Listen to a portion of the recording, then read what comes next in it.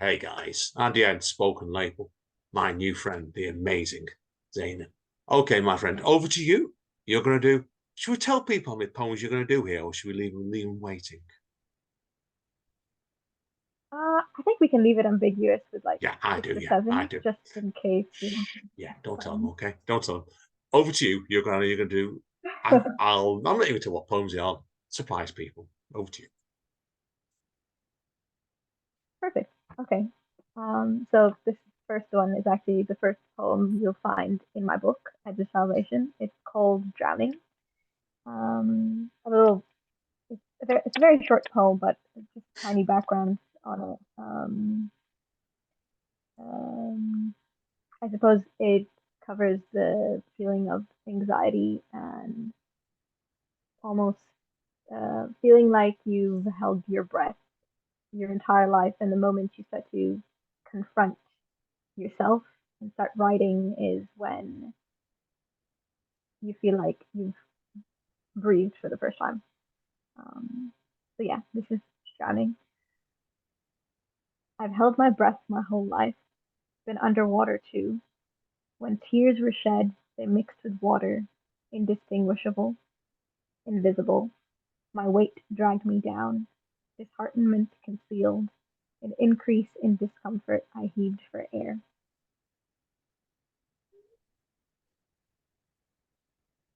I think that's a great introduction to the book, that, and of various levels as well. So I want to see what you think of my deep analysis now, or my half cockeyed analysis, but better word. But yeah, I think it's an excellent start, that, because people, I said, we hinted at before, in the first half of the book is much shorter, and the second half, the second half, but the poems get longer and longer. But I think this is great because it's a short report, starts the book off, and it feels like you described, there's a recurring theme of drowning, isn't there? And getting buried. This feels like it's like a drop of water just dropping on your head to me. So it's very Yeah. slight, and I think it works really well that way. So, what made you want to start off with this piece? And we talked about this off mics. Yeah, I'll let you tell people a bit more depth. Yeah, so really good question. Initially, when formatting the book and deciding which poem would go in what exact place, I decided to kind of leave it the way they were written, which was going with the metaphor of drowning or falling into something. Let's say if it's a hole or into a deep body of water. And as you gradually read on through the book, um, let's say into the second quarter, um, you've reached the bottom and you're stuck there. You've almost given up. Uh, Eventually, you realize after being stagnant in one place that, you know what, I don't actually want to be here anymore. I'm going to try climb out. And then there's actually a poem called The Climb, which is you realizing that I'm going to attempt to get out of here. And then you're kind of teetering on the edge of, let's say, the top of the body of the water, or whether it's getting out of the hole. But the book ends in a way that you still don't know whether it's you or me or the reader, whether you've reached ground or not, but you're definitely at the edge of that salvation. Yeah, you can feel it straight away. So it's a great start. That's all. Right. Anyway, listen, we could be here all day. I could superanalyze it on the rhyming patterns in the river, but no, let's not do that. I don't want to overanalyze the people. So okay, back to you for poem number two. Okay, so poem number two is called Shadow. Um, there's not much I can say for it because I think it's quite self-explanatory, it speaks for itself. Um, but definitely a really intense feeling of heaviness, something dragging you down.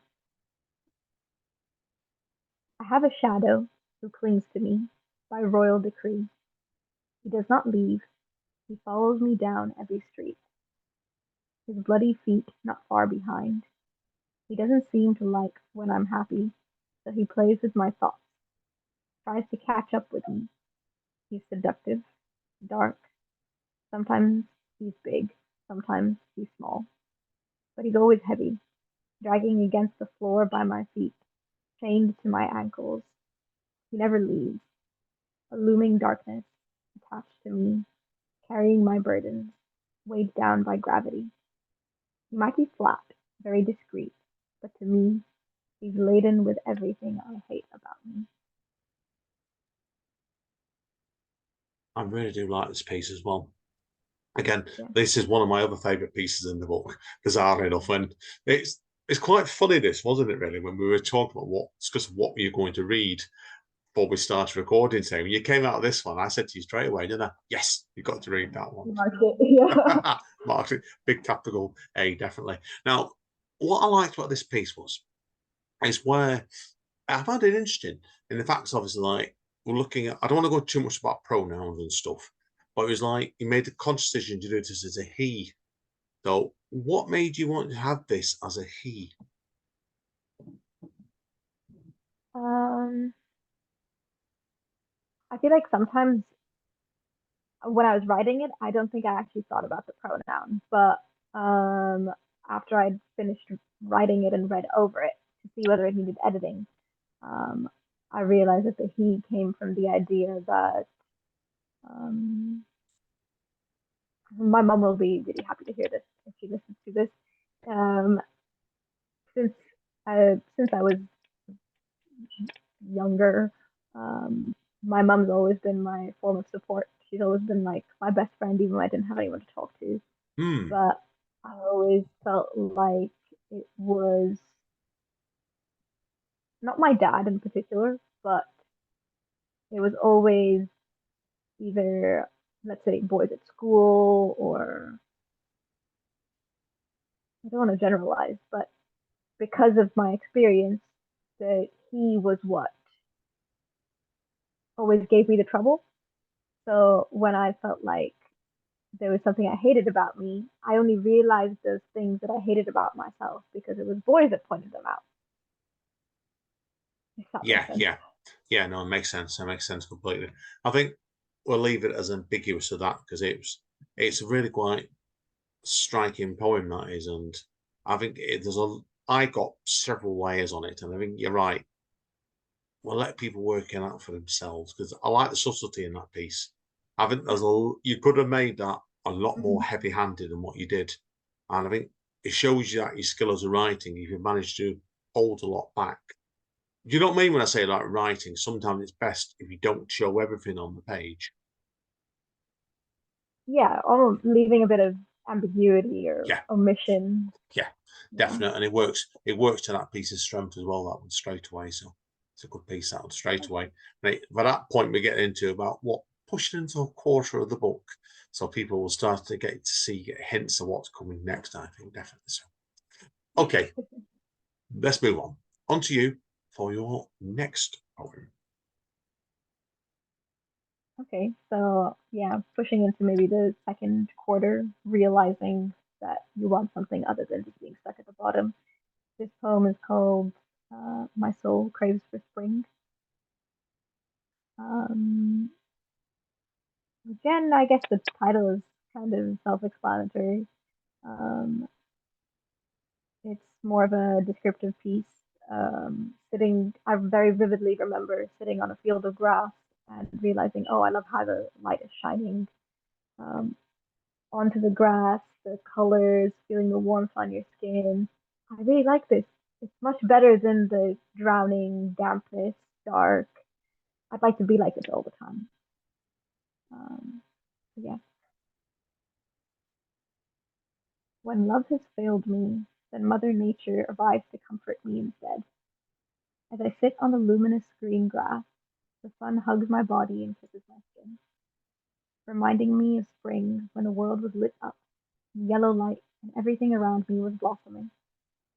But as the people pass by and the sun persists to shine, my heart pounds and slowly burns away from lack of light. The soft breeze blows past my face to remind me once more that I came from the earth and to it I shall go back. And so, my question to the wind is, when will I blossom when inside I'm beginning to wilt? Love that question at the end of it there. The question is it's almost like talking about the very fabric of existence of this piece, and I love it and the question of that. So over that point there, I think sometimes you write poems, they tease out very, very slowly, and sometimes I think with some poems they come much faster. Was this a poem that came together fairly quickly for you, or was it one of those ones where you were sat there scribbling and trying to get it right for ages? I knew what I wanted to write. Um, the initial like inkling of the feeling and everything that was there. But I think it definitely needed a bit of rewriting. Um, and again, I'll come back to the word inkling because it's almost like a seed of a thought. And as it started to grow, it came line by line. And eventually, when I got to the last line, it's like, actually, I kind of feel like a flower, and my head's kind of hanging when I'm writing. So I'm kind of wilted. If the sun was to shine and someone bothered to water me, I would bloom like flowers in spring. So Yeah, you got it. actually, good analysis. Yeah, I mean, it's a really good analysis of the piece. I think it, because you look at the stage what we've talked about, the drowning side of it. You look at it like with plants and say, like, we keep putting pots of water on them, not overflowing them. Eventually, you will blossom. And I think that's what Mm-hmm. this was at a good point in the book to start showing the growth. It's a good growth piece, this one, I think, straight away. So excellent stuff. Okay, well, that was, I'm losing my camera, so I got my numbers right. That was the third poem. So moving on. Back to you again for poem number 4. Okay.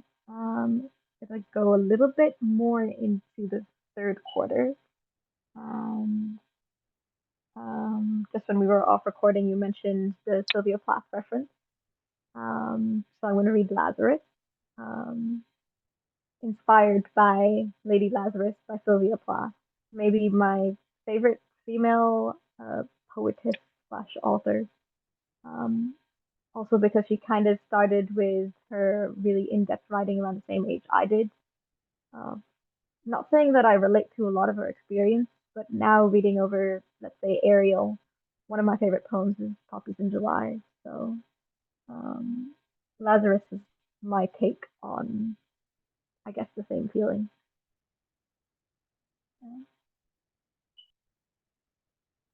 I've done it again, twice every half year or so.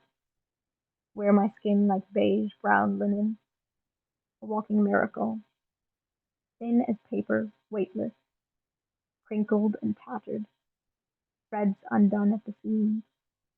My face, featureless, fearless, my nose, eyes, set of teeth, will soon be gone really quick, like a breeze vanishing, carry rose scented droplets. Soon I will be flesh, like the one a cat eats. Perhaps I'll be of use then. I gave in so often, my grave follows me, adamant on putting me where I belong, and so they'll strip me, skin and bone only, wrap me in clothes pressed white, see my knees, elbows, hands identical to the woman I was before. They will unbox me and box me once more until I meet with the earth, warm, brown, and caressing. Dying is an art made beautiful. I'd say I do it pretty well. Sometimes, though, it feels like hell, residing in my spine, weighing down like a rock. Cold flames, but painful nonetheless. They will see my scars and my shattered heart, but gentle is a soul who fears no death. For this world is not for the believer, it is just a test, and I consider myself trying to do my best. I do not fear the coming of my end, as what lies beyond is what I truly long for. I pray and say the Lord's name because when death comes, so be it. I thought I had forgotten. I thought I was over it. I thought it didn't matter, but it did. And when I do it once, I remember it all, even after a week, thinking if I were to tear myself apart, you might see. But I give up on myself constantly. And I never give up on you because it's like drowning and not dying when you're willing to. Excellent stuff again. Really, really powerful, that one. As a people wonder, just to clarify that, that is your response to the classic Lady Lazarus by Sylvia Plath. Is that from the Colossus, wasn't it? The first poetry book, Lady Lazarus, wasn't it? I don't think it was Yeah. I don't think it was an Ariel, definitely. So yeah. Yeah, I know. You took it your own direction there, and that poem does feel like you, that. And I think it's a hard thing to do when you're doing what you've done there, because if people know the poem, they will know you've started it off, and they know it's Lazarus, it's about Sylvia Plath, but you've made it your own voice, and I think that's quite a hard bit to do that. Now, what I'm interested in this poem is structure more than anything else, because the people are wondering, if you look at the page 131 where this page starts on the book, the first stanza goes on for nearly the full page, and then it's like you cut it down, don't you, with 2 and 3 quite substantially. What made you want to do it that way? Because that's curious, certainly. Um, I think where you see the stanza break on 131, it's literally that stanza starts with the word but, because um, the entire stanza beforehand is the description of what I've done to myself, imagining if I was to die now and I was being shrouded, or it was my funeral, what they would see, what would they think about me. And then the but comes in, and it's almost an epiphany of realizing, well, actually, what is actually so scary about dying?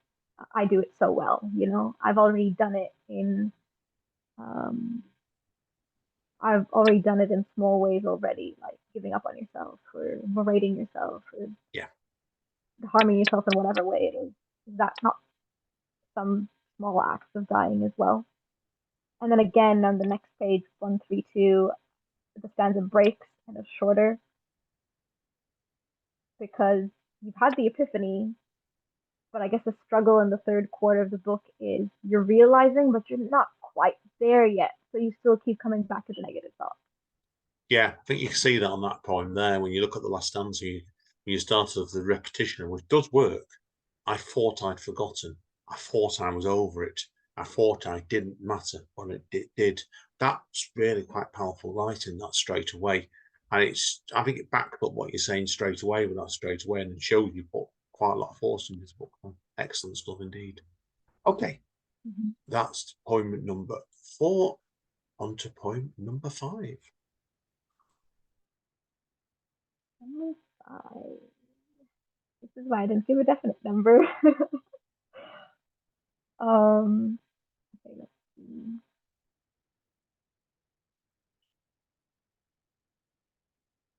Okay. This is a poem called The Center of Life. It is actually my mom's favorite poem. She calls it The Table because it's centered around the table. And this took a while to write, mainly because what happened before the act of writing this poem down was an argument that happened with me and another person across the table. And I realized, oh, so much of this stuff happens in everybody's life on a daily basis. And for some reason, it's always a dining table or a coffee table, or something goes wrong and someone asks you, hey, are you okay? Shall I make you a cup of tea? And then you're sitting at a coffee table again. That's kind of the inspiration behind it.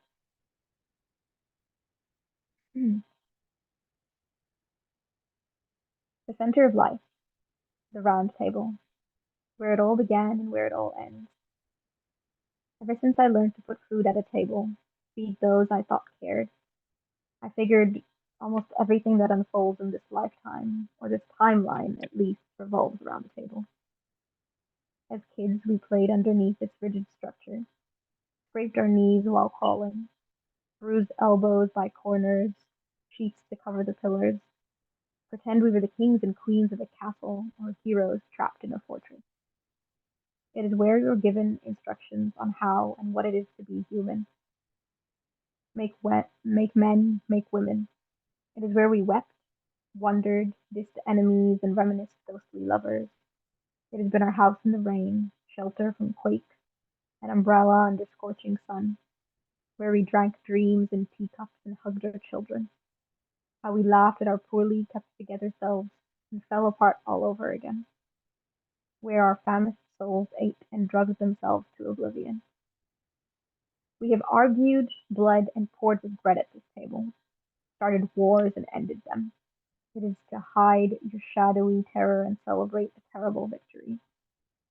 On the table is where we've made love of life between each other, only our atoms keeping us apart. We gave birth on its surface, expanding the dark between stars. We prepared parents and newborns for burial here. We sang for joy, sorrow, felt suffering and hurt, held hands to pray, let go of those who left, sat with our mistakes and righted some wrongs. Maybe it is where we will die, tremoring from our last breath. We are what we eat, and at the table is where we swallowed life to make us who we are. And it is the table that'll decide how we'll go. Regretful skeletons yearning for a moment longer, or grateful that we made it through this life called labyrinth. Every moment we spend and spare with each other is a gift often taken for granted. We should say goodbye like it is the last time and meet and embrace it as if it is the first. For who knows when we may be sitting at the table and it decides to crumble. Really, really good piece that again. Now, people are saying now, you're by that point now, that was covering up to around the 106s in this book. And you look at the beginning of the journey. Now, you see the difference what you've done now. Like over several years of your writing this is, and it's just your voice is really coming to fruition here now.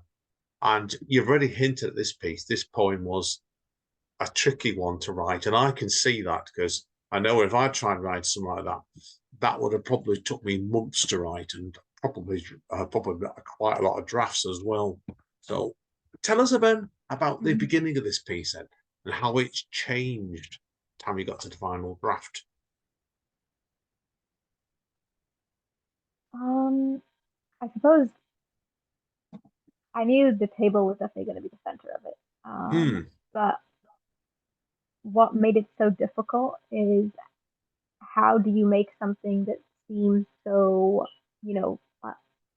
ordinary or mundane and make it sound like something extravagant, like a round table where kings would eat, or Definitely.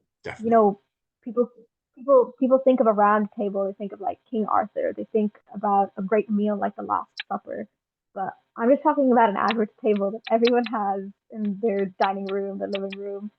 How do I make that sound good, and what sort of things actually happen around it? So it definitely wasn't like an hour or even a day. It was over a course of a week where like, oh, actually, this has happened, and made a little note of it.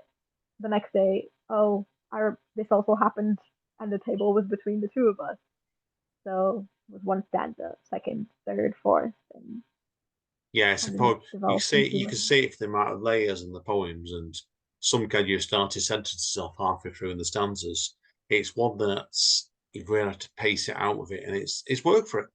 It's a beautiful, beautiful piece because you've done the mundane around the table, but what you've done is you've shown life in it and how life that affects you as a person. No, it's a fantastic piece, really, really great stuff. Okay, that my reckoning was poem number 5. So now people wondering before we were dropping hints. So we were talking about possibly 6 or 7 pieces, weren't we? So what would you like to do? um I think I'm happy with doing 6. I feel like we've come to a point that's maybe reading the last poem in the book. Yeah, I do as well. I think it's a great choice now to move to that last piece now, definitely. So Yeah. I'm going to shut up and back to you for the finale. Right. So this is, like I said, the last poem in the book. It may not seem like it's really edge of salvation, but we've done our falling, our drowning, done our dying, and now we've come to an impasse or the end of it. So this poem is called what can I tell you that you do not know of the life after death? Just a tiny bit of context. It is not entirely inspired by me. Um, it is broken into three stanzas because one is somebody else's experience, second is somebody close to me, third is, let's just say, mine. Um, but yeah,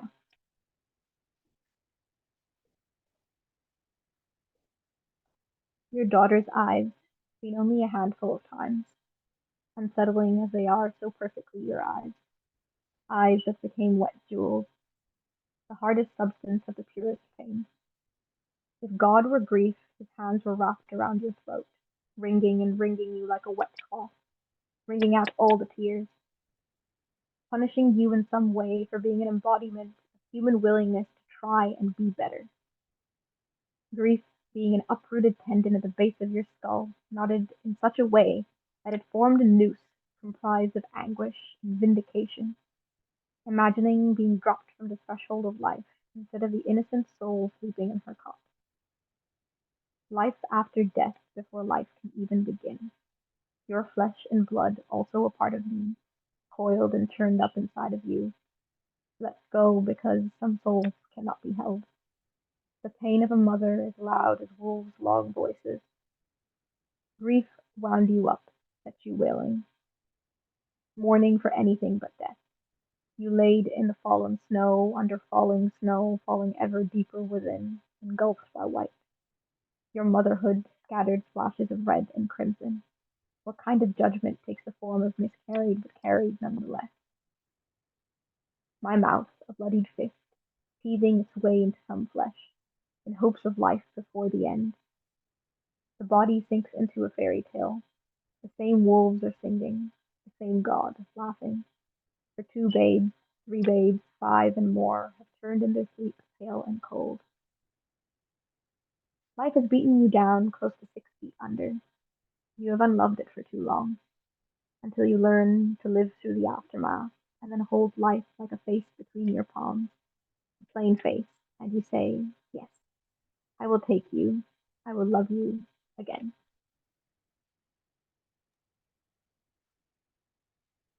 Love the ending on that again. I think it brings the book full circle. Where he said, "I will love you again." It's like it makes you want to go back to.